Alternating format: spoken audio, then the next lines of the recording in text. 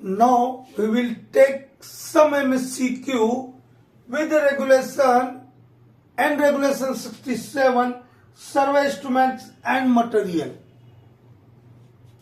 Okay, regulation 67 survey instruments and materials.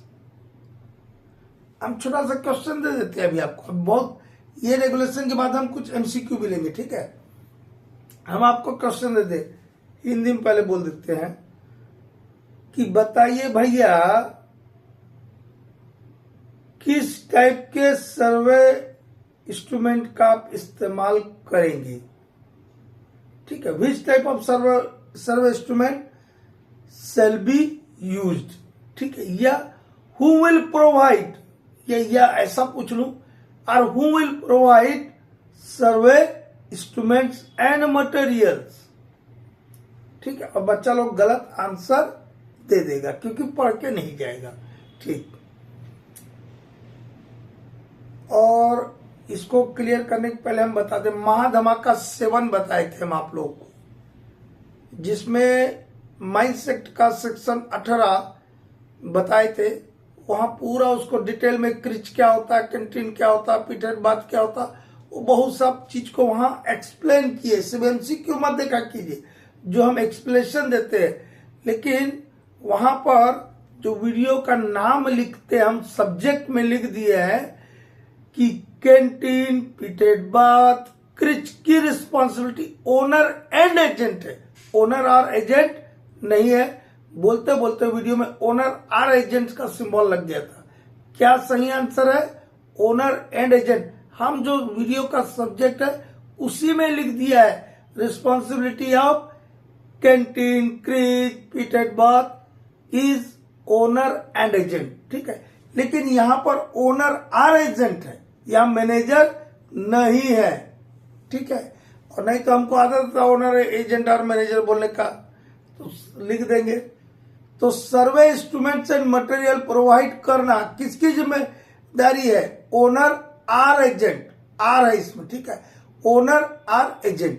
पहली बात तो सर्वे इंस्ट्रूमेंट्स क्या होता है, मटेरियल्स क्या होता है, ये नहीं जान लेना होगा। यदि ये नहीं जानेंगे तो फिर ये रेगुलेशन है समझ नहीं आएगा, ऊपर से निकल जाएगा। सर्वे, पहले सर्वे मटेरियल की बात करते। सर्वे मटेरियल देखे हैं,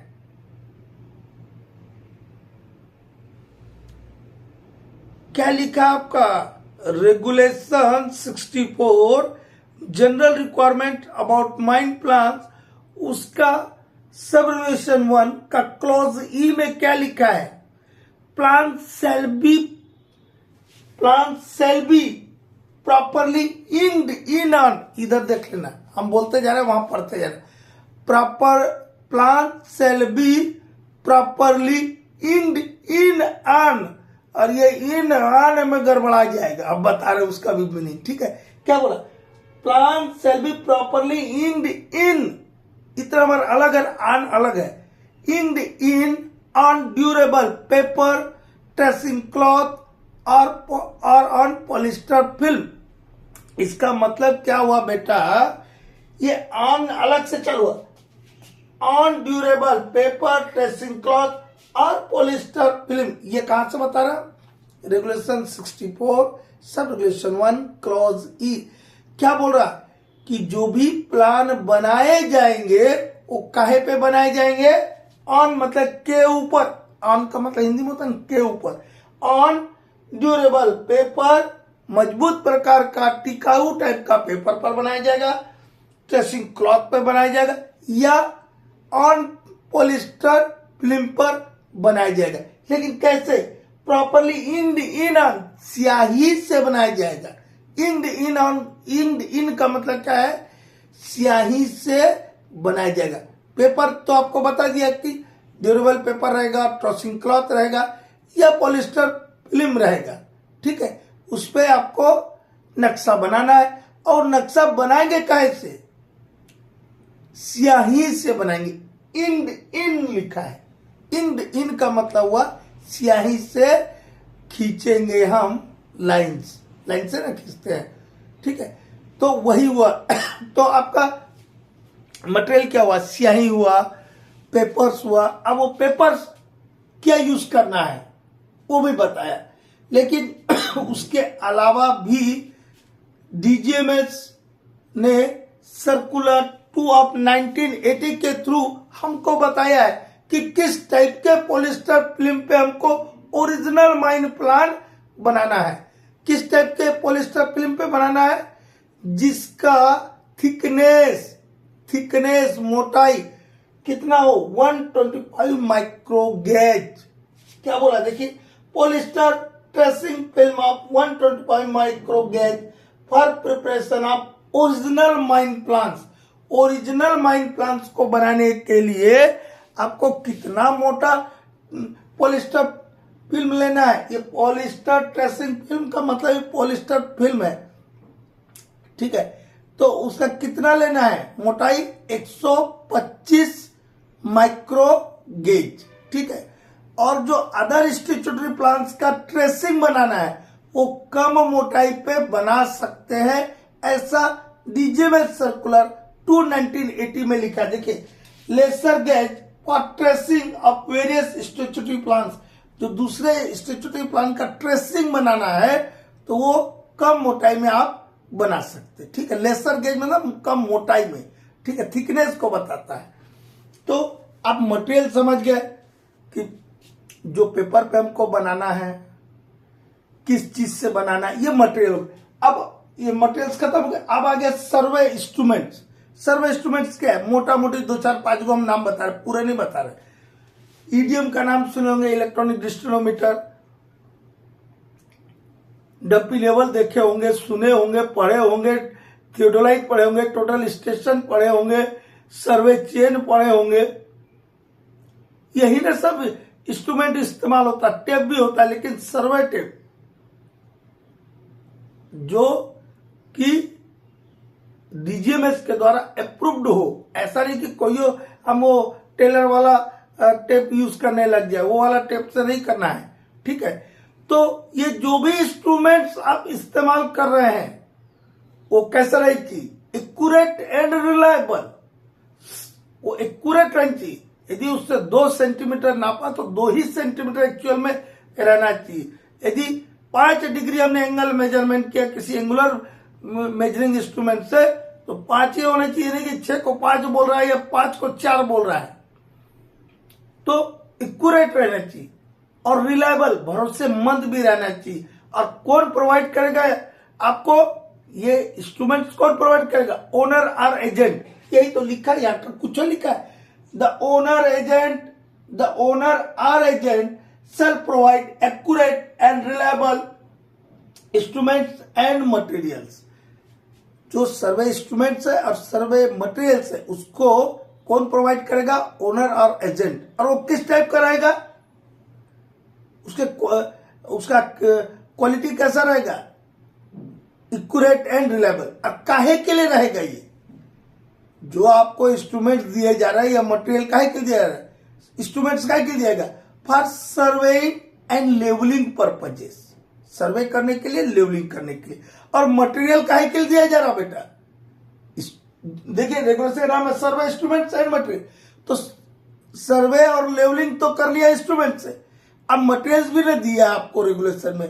तो मटेरियल काहे के लिए, for preparation of plans and sections. तो इतना ही ना लिखा है रेगुलेशन 67 के सब रेगुलेशन 1 में क्या लिखा है, the owner or agent shall provide accurate and reliable survey instruments and material for survey and leveling and for preparation of plans and sections।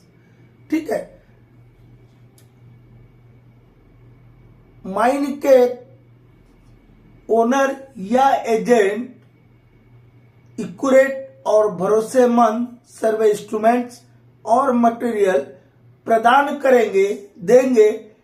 Number 1 काहे के लिए, सर्वे और लेवलिंग करने के लिए। नंबर 2 प्लान और सेक्शन बनाने के लिए। ठीक, अब ये जो आपको दे दिया, हम एक दिन बताए थे कि why flame safety lamp is continue to be use in spite of different advanced instruments are available.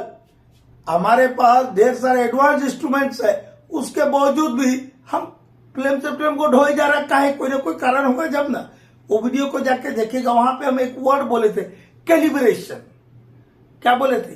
Calibration. हम बोले थे कि यदि आपके जो भी डिजिटल इंस्ट्रूमेंट्स है जो डायरेक्ट रीडिंग देते हैं, यदि उनका कैलिब्रेशन नहीं किया तो फॉल्स रीडिंग दे देगा, ऐसा बताए होंगे, जाके देखिएगा वो वीडियो को। ठीक है, तो ऐसा ही आपके पास एडवांस इंस्ट्रूमेंट्स आ गए, ईडीएम है, टोटल स्टेशन है, स्कैनर है। ठीक है, तो ये जो इंस्ट्रूमेंट्स है, थियोडोलाइट्स है, डंपी लेवल है, ये रीडिंग बराबर दे रहा है कि नहीं दे रहा है। इसलिए इसको क्या करना होगा? कैलिब्रेट करते रहना होगा एक रेगुलर इंटरवल पर, जो कि मैन्युफैक्चरर ने आपको मैनुअल के साथ, जब भी आप इंस्ट्रूमेंट करते हैं उसके मैनुअल के साथ आपको देता है। आप मोबाइल करते हैं, देखिएगा एक मैनुअल मिलता है, टीवी करते हैं एक मैनुअल मिलता है, वॉशिंग मशीन करते हैं मैनुअल मिलता है। तो ये तो बहुत बड़ा चीज है। तो यही लिखा है सेकंड में, survey instrument shall be checked. क्या किया जाएगा? उनको चेकिंग किया जाएगा। Maintain and calibrated at regular intervals specified by the manufacturer to maintain their accuracy level. Calibration में क्या करते हैं बाबू? जो ऑथराइज्ड एजेंसी है वो उसको चेक करता है और देखता है कि angular measurement, horizontal distance measurement, ये दोनों के लिए इंस्ट्रूमेंट है, तो वो कर रहा है, तो एक्चुअल में जितना उतना कर रहा है कि नहीं कर रहा है। ऐसा तो नहीं कि 2 किलोमीटर के डिस्टेंस को ये 1.5 किलोमीटर बता रहा है या 2.5 किलोमीटर बता रहा है।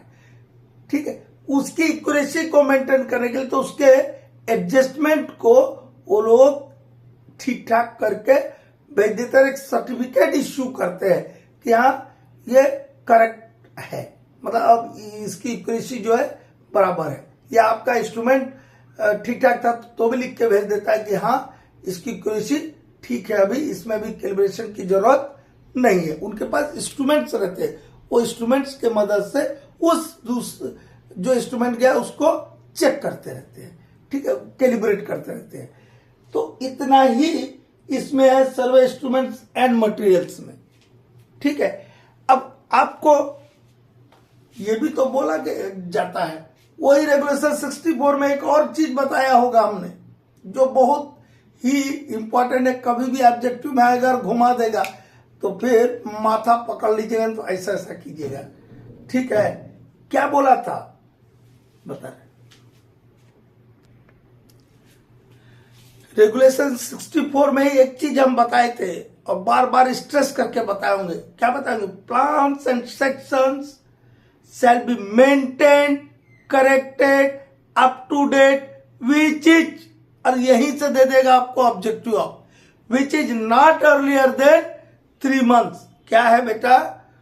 विच is not earlier than 3 months। आपको जो प्लान उनको करेक्टेड, अप टू डेट करके रखना है, मतलब करेक्शन भी करना है, अपडेट भी करके रखना है। Plans and section shall be maintain, corrected, update, which is not earlier than 3 months। क्या याद रखिएगा कि 3 महीना से पुराना वाला नहीं चलेगा। आपको जब भी डीजे में जाएगा बताइए 3 महीने के अंदर वाला बोलता है, 3 महीने के अंदर में आपने कहा प्लान को अपडेट किया वो बताइए। आजकल तो डीजे में बोलता है, रेगुलेशन में नहीं आया, 15 दिन के अंदर वाला चाहिए, हर 15 दिन में आप प्लान को अपडेट करो बोलता है। ठीक है, लेकिन रेगुलेशन 64 के अनुसार आपको प्लान को अपडेट करना है कितने दिन में? Which is not earlier than 3 months, not earlier than 3 months। 3 महीना बोलो, 3 साल मत सुन लेना। ठीक है, तो और वो जो आपका रेगुलेशन 150 के तहत borehole system of advance borehole का जो काम करते हैं, उसको कितने दिन में प्लान को अपडेट करना है? 15 दिन में एक बार। कितने दिन में? वंस इन एवरी 15 days, 15 दिन में एक बार उसको अपडेट करना है। ठीक है, और उस पे मैनेजर क्या करेंगे? काउंटर सिग्नेचर करेंगे। ठीक है, हर प्लान पे मैनेजर को साइन करना ही करना है। नेक्स्ट देखते हैं।